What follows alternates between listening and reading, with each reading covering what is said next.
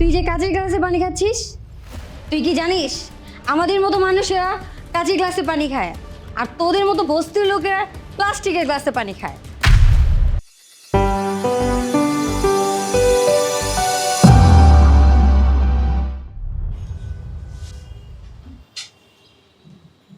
আপা, আমার তো কাজ শেষ, আমি তাহলে যাই।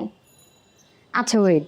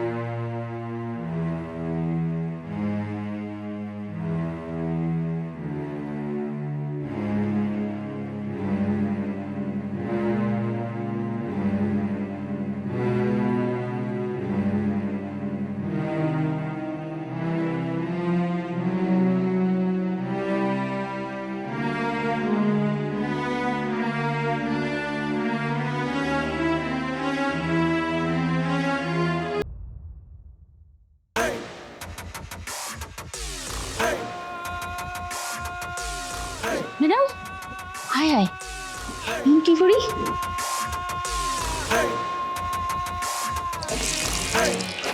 ম্যাডামের কি হইলো?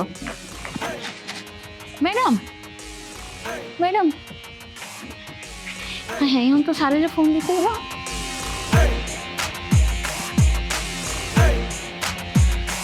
আমি তো পাসওয়ার্ডও জানি না, কি করি এখন?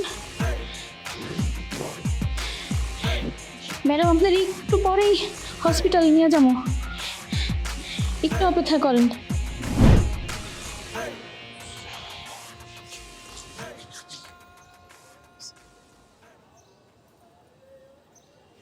ডাক্তার সাহেব, আমার স্ত্রী ঠিক আছে তো? ওর তো কিছু হয়নি? কি হয়েছিল ওর? এই নিন, এখানে কিছু ওষুধ লিখে দিয়েছি, সময় মতো খাওয়াবেন, চিন্তা করবেন না, সব ঠিক হয়ে যাবে। সবই তো বুঝলাম, কিন্তু আরে অভিনন্দন, আপনি বাবা হতে যাচ্ছেন। কি বলছেন ডাক্তার সাহেব? সত্যি কথা বলছেন? জি, আপনাদের বাড়ির কাজের মেয়ে রুজিনা, সে সময় মতো খবরটা দিয়েছিল। যদি সে সময় মতো খবর না দিত, তাহলে আজ একটা বড় ধরনের দুর্ঘটনা ঘটলেও ঘটতে পারতো। ডাক্তার সাহেব, আপনাকে অসংখ্য ধন্যবাদ। আপনি আসলে অনেক বড় একটা উপকার করলেন। আরে কোনো সমস্যা নেই, এটা আমার ডিউটি। আসি, ভালো থাকবেন। আচ্ছা ঠিক আছে। অভিনন্দন।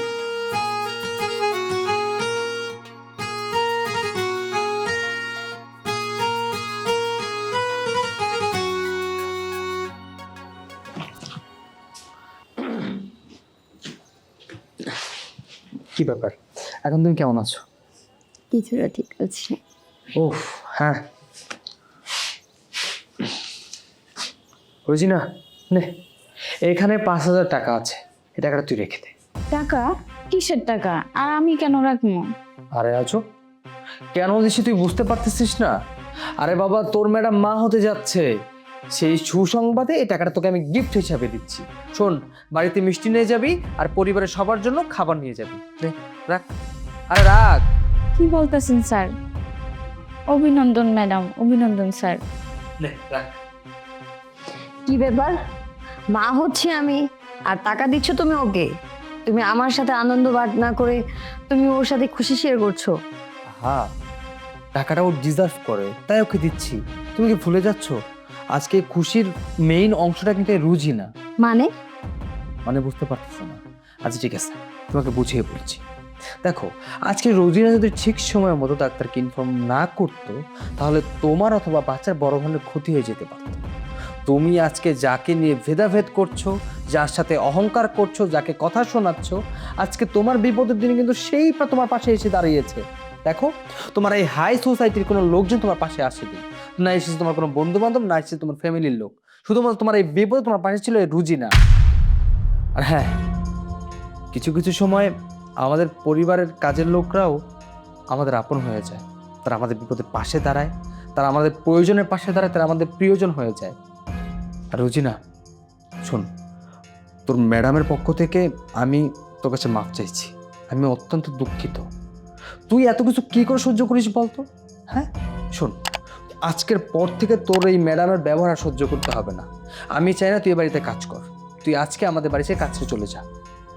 কি কইতাছেন স্যার? আমি আপনাদের রাইখা কই যাবো? তাছাড়া আমি অনেক বছর ধরে আপনাদের বাসায় কাজ করি, আপনারা আমার পরিবারের মতো। আর ম্যাডাম তো এমনিতে মানুষ ভালো, খালি মাঝে মাঝে একটু রাইগা যায়, মনের দিক থেকে সে অনেক ভালো। দেখো তিশা, দেখে শিখো। তুমি যাকে ছোট লোক বলতে, যার সাথে অহংকার করতে, তার মনটা দেখো কত বড়। ওর কিন্তু 2 সেকেন্ডও লাগলো না তোমাকে আমাকে ক্ষমা করে দিতে। তাই বলতেছি কি, এখনো সময় আছে, নিজের ভুলটা স্বীকার করো, ওর কাছে মাফ চাও। চাও। রুজিনা, তুই আমাকে মাফ করে দে। তুই আমাকে কত উপকার করলি। আমি বুঝে না বুঝে তোকে অনেক কথা শুনিয়েছি, অনেক কিছু বলেছি, গালমন্দ করেছি। তুই আমাকে ক্ষমা করে দিয়ে, আজকে তুই যদি না থাকতি তাহলে আজকে আমার আমার বাচ্চার কি না হয়ে যেত। তুই আমাকে বোন ক্ষমা করে দে। ম্যাডাম, আপনি এইভাবে কিছু বললেন না, আমার কিন্তু খারাপ লাগতেছে। আমি কোথাও যাবো না, আমি আপনাদের বাড়িতেই কাজ করবো, সবসময় আপনার খেয়াল রাখবো।